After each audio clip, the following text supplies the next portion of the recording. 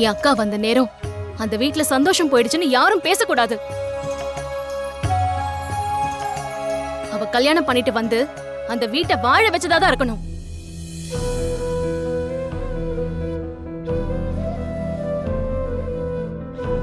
அதனால இந்த நகையெல்லாம் வச்சு அந்த பணத்தை கொடுத்துடலாம்.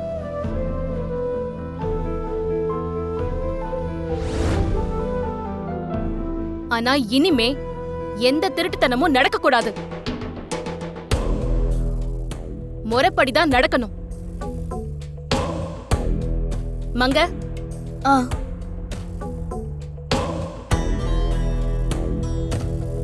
சார் உள்ள வாங்க சார், பேசலாம். ஆ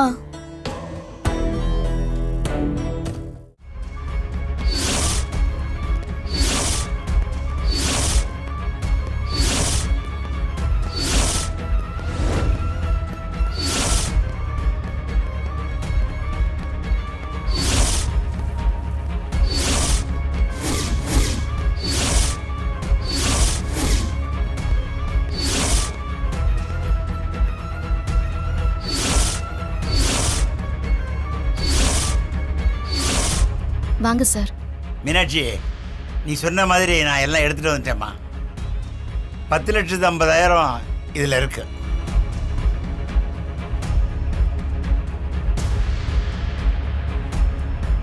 சுமதி, மீனாட்சி நேத்தி நைட்டே எல்லா விஷயத்தையும் எனக்கு கால் பண்ணி சொல்லிட்டா. உங்க நகையை நம்ம பேங்க்லயே வைக்கிறதுக்கு நான் ஏற்பாடு பண்ணேன்.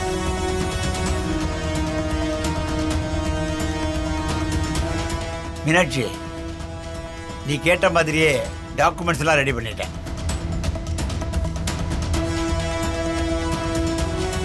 இந்தாங்க சார். இந்தாம்மா. இந்த நகைக்காக தானே இம்புட்டு பண்ணிய. இந்த நகையை வைக்க போறது உங்க பேர்ல தான்.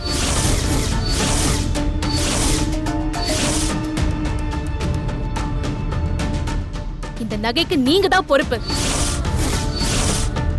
என் அக்காவுக்கு அதை மீட்டு கொடுக்க வேண்டியதும் நீங்க தான். எங்க நகையை ஒரு காலம் விட்டு தர மாட்டேன்.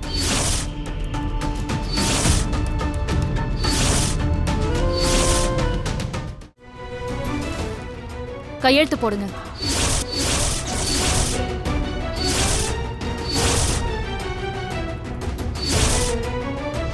என்னம்மா,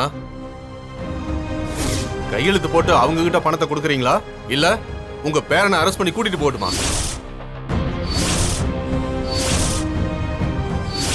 அம்மாச்சி, கையெழுத்து போட்டுருங்க அம்மாச்சி.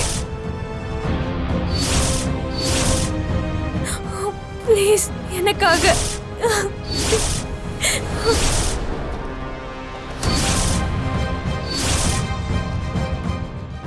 ஊர் ஜனங்க மத்தியில என் மானத்தை வாங்கிட்டலடி.